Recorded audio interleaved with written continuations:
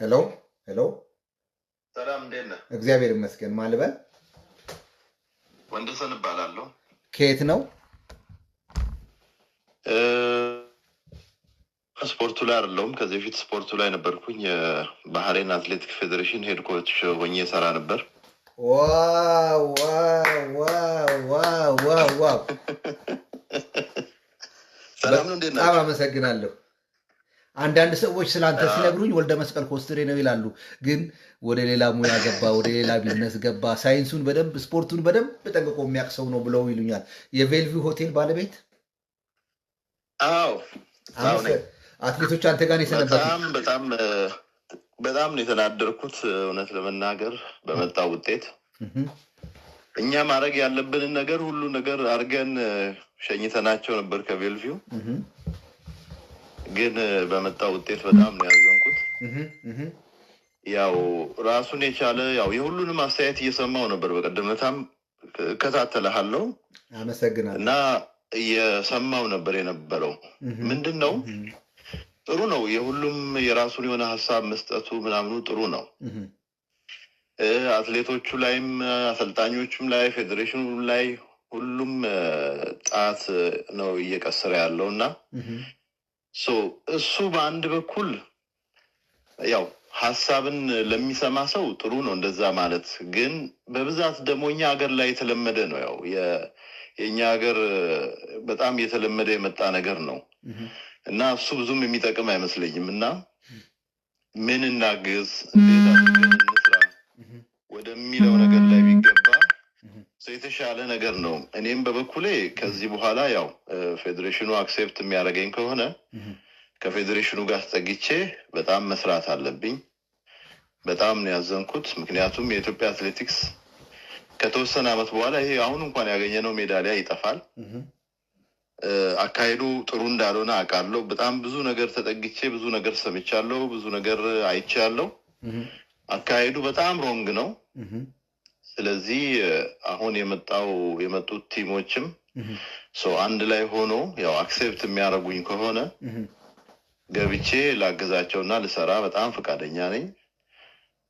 አስተካክለን የሚቀጥለው 2 ዓመት ያለ ዓለም ዋንጫ አለ። የዛሬ 3 ዓመት ደግሞ ሎስ አንጀለስ ኦሎምፒክ አለ። ለዛ ጊዜ ከዚህ የባሰ ነገር ነው የሚመጣው። አሁን ዛሬውኑ ካላየን ማለት ነው። ከዚህ በፊት ውጤት ያመጡ አትሌቶችን ያው እናመሰግናለን። ግን ተተኪ አትሌቶች መተካት ያለባቸው ይመስለኛል። ሲስተሙ በአጠቃላይ በጣም መለወጥ አለበት። አሁን እየተሄደበት ያለው ነገር በአጠቃላይ ትክክል አይደለም እና በዚህ ዙሪያ ላይ እንወያይ ብዬ ነው የገባሁት። እኔ እንኳን እንደዚህ ሚዲያ ላይ ብዙም እንትን አይደለሁኝም።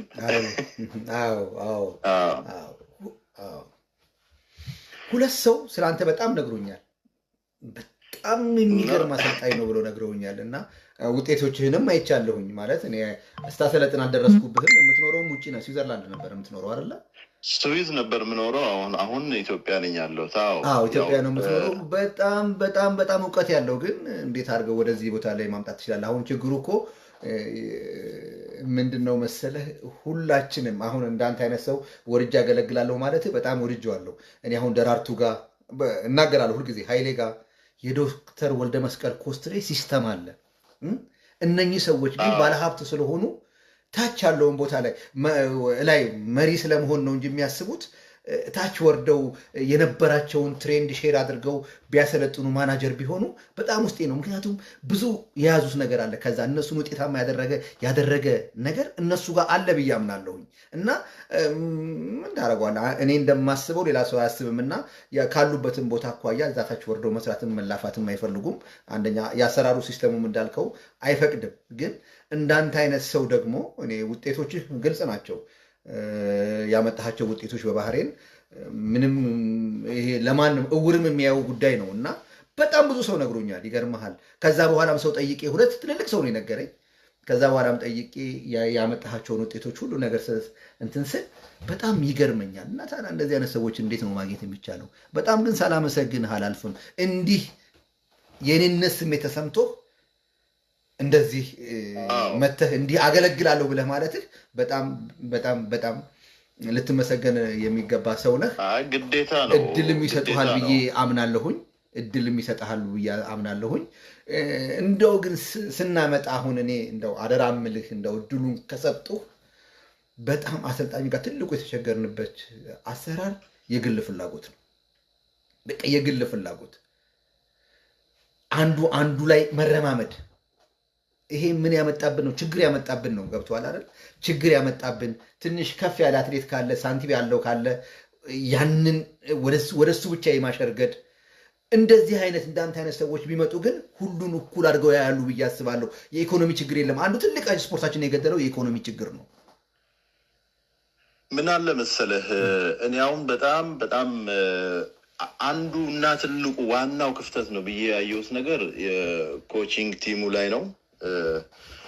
እኔም ባለቤቴ ነበረች፣ ኤክስ ባለቤቴ ነበር አንዷ መሪያምን ማሰለጥን የነበረው 3 ዓለም ዋንጫ እና 1 ኦሎምፒክ ወርቅ አምጥታለች እና በራሱ ማለት ትዳር ላይ ሆነ የራስህን የትዳር ፓርትነርህን ማሰልጠን በራሱ የሆነ ክፍተት አለው።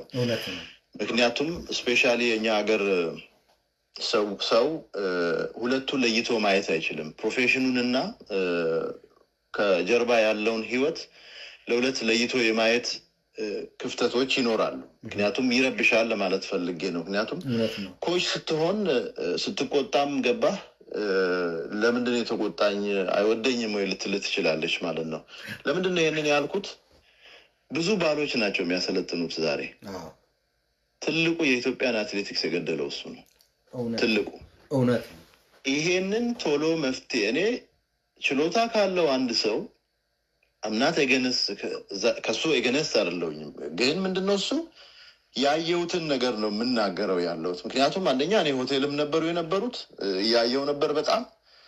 ስለዚህ ላይክ ትሬኒንግ ቦታ ላይ የሚሄርኩ አይነበረ አንዳንድ ጊዜ ሄጄ አያለው የሚሰጣቸውን ለልጆች የሚሰጣቸውን ትሬኒንግ አይና በጣም አዝናለሁ።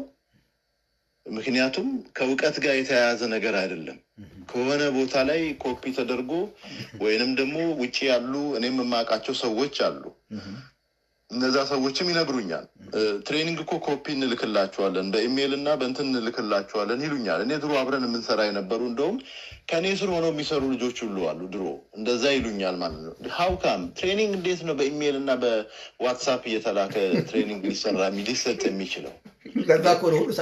በተለይ ሴቶች አትሌቶችን እኮ ስናሰለጥን እኮ ላይክ ዴሊ ያላቸውን እንቅልፋቸውን፣ ውሏቸውን፣ አእምሯቸው ንጹህ ነው ወይ፣ አመጋገባቸው፣ ረፍታቸው ኤቭሪቲንግ እኮ አብረን ማየት መቻል አለብን። በተለይ ሴቶችን ለምን በየወሩ ሉዝ የሚያደርጉት ነገር ይኖራል። ብዙ ንጥረ ነገር ብዙ ሚኒራል ከውስጣቸው ሉዝ ያደርጋሉ።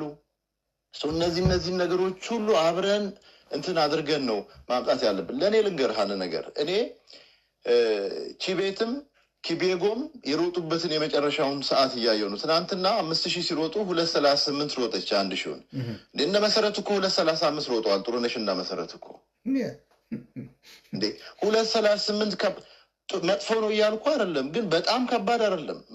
ያንን ማሸነፍ ይቻላል። እንደ ጥሩነሽ እና መሰረት እኮ 55 እና 56 400 የመጨረሻውን ይሄዳሉ እኮ 55:01 የሄዱበትን አስታውሳለሁ እኔ እንዴ። ስለዚህ ይሄንን በምንድን ነው እሱ መምጣት? ቅድም አንድ ወንድማችን ከዚህ ቀደም ብሎ የተናገረ የሰማሁት ነበር እና ፊኒሽንጋቸውን መስራት አለባቸው እንደዚህ እያለ ነበር። ኦፍኮርስ አዎ የሻምፒዮንሺፕ ትሬኒንግ ሲሆንና የኖርማል ውድድር ሲሆን ትሬኒንጉ ኮምፕሌትሊ ይለያል። ኮምፕሌትሊ ያ ነገር ተስተካክሎ መምጣት አለበት። ስለዚህ ይሄ ፌዴሬሽኑ የናሽናል ቲም አሰልጣኞችን መርጦ በትክክል ባለሙያ ያላቸውን ሰዎች ሰሌክት ካረገ በኋላ ትዳሩን ማንም ሰው ቤቱ ላይ ትዳሩን ይጠብቅ። አይ አልፈልግም እኔ በባሌ ነው የምሰለጥነው በምናምን ነው የምሰለጥነው እንደዚህ ነው የሚያስፈልግ ከዛ ሳትዘንዶ ዘዴ ውጤቱ ይሄ ነው አይደል? ስለዚህ ምን ማድረግ ነው? ፌዴሬሽኑ ህግና ደንብ ሊኖረው ይገባል። በዛ ህግና ደንብ በናሽናል ቲም የታቀፈ አትሌት ያልታቀፈ አትሌትና በናሽናል ቲም አሰልጣኝ ያልሰለጠነ አትሌት ሀገርን ወክሎ መሄድ የለበትም። ይሄ እኮ የባንዲራ ጉዳይ ነው። እዛ የሚቀልዱበት ቦታ መቀለድ ይችላል ማንም ሰው። እውነቴን ነው የምነግርህ። በጣም ትክክል አይደለም። ግማሹ ትራክ ላይ የሚደባደቡትን እዛ ሆቴል ላይ የሚጣሉትን ምናምን ብታይ ሁሉ በጣም ያሳፍርሃል። አንደኛ ደረጃ 30 አሰልጣኝ ለምን ያስፈልጋል እንደዚህ አይነት ቦታ ላይ? ድሮ እኮ እኔ አስታውሳለሁ እኮ ድሮ እኮ ዶክተር ወልደመስቀል ኮስትሬ እኮ እኛም እንገናኛለን በየውድድሩ ላይ እኔ አትሌቶቹን እንዳይፈቀድልኝም የኢትዮጵያ አትሌቶችን ለምን እኔ እንደዚህ አይነት አስተሳሰብም ኖሮኝ አቅም አገሬ ነው እኔ ተከልክዬ ነው ለባህሬን የሚሄድኩት እንጂ እኮ ሌላ እንትን ኖሮኝ አይደለም። ግን በጣም ነው ማደንቀው ዶክተር ወልደመስቀል ያደረጉትን እዚህ ጋር ለምን አትሌቱ ኮንሰንትሬት ማድረግ አለበት፣ መረበሽ የለበትም እንዴ። ባለስልጣን ለምንድን ነው አብሮ የሚሄደው ከፌዴሬሽኑ ጋር? ምን ያደርጋል? በጣም ይገርም እኮ ነው። ምንድን ነው የሚያደርገው? አትሌቱ እኮ ኮንሰንትሬት ማድረግ አለበት እንዴ። ብዙ አትሌቶችን ስታይ እኮ የማሟሟቂያ ቦታዎች ላይ ሄድፎን አድርገው አይናቸው ላይ መነጽር አድርገው አይናቸው ላይ አንዳንድ ጊዜ ጨርቅ ያደርጋሉ፣ ፎጣ ያደርጋሉ። ሌላ ሰው በአይኑ እንኳን በምልክት እንኳን እንዳይረብሻቸው ስለሚፈልጉ ማለት ነው።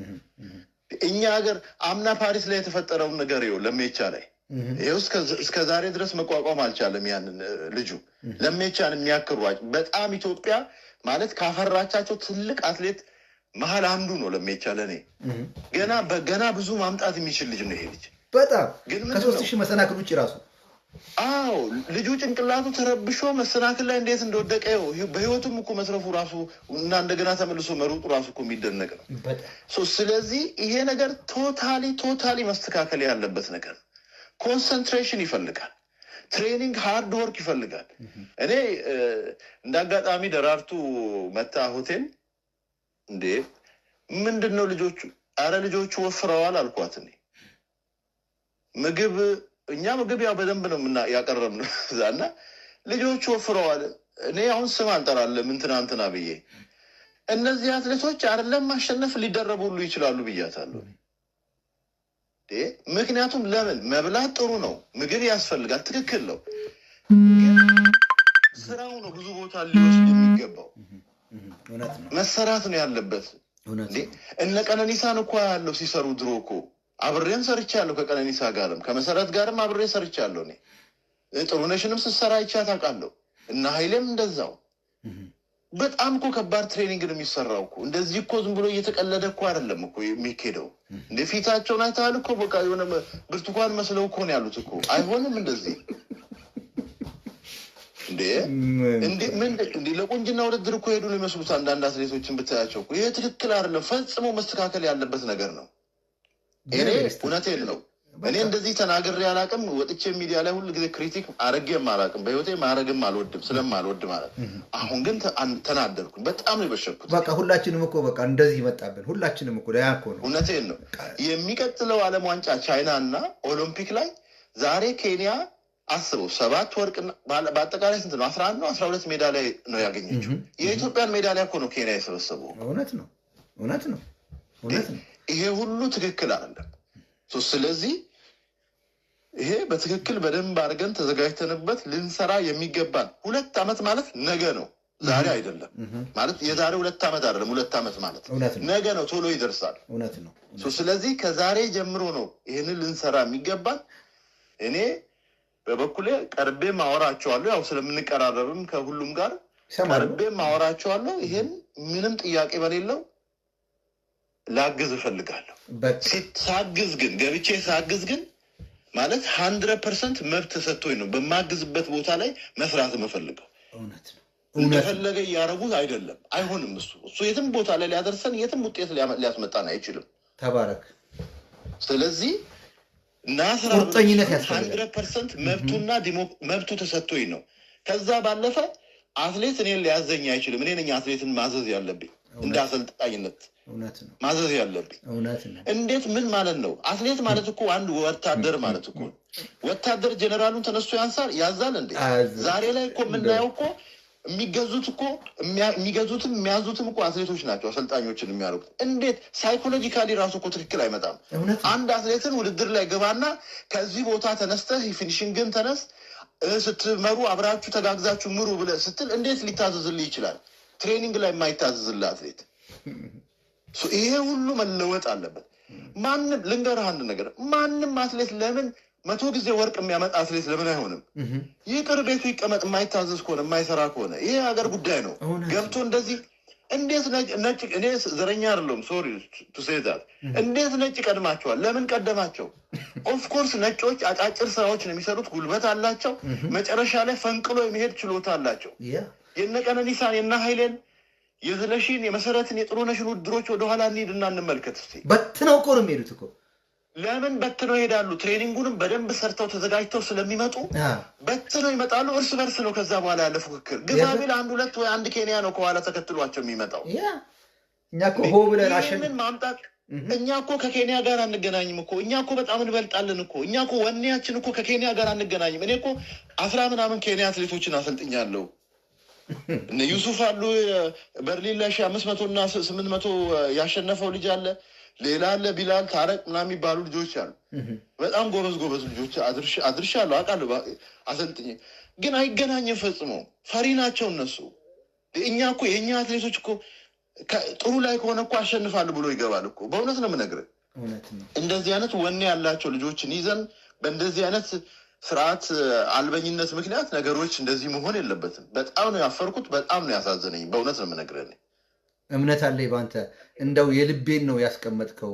እስከ ዛሬ የምለፈልፍበት ምናልባት የተከተልከኝን ዘመን አላቅም ከመቼ ጀምሮ እንደሆነ። እኔ ወደ 10 ዓመት የተሸጋገርኩ ነው።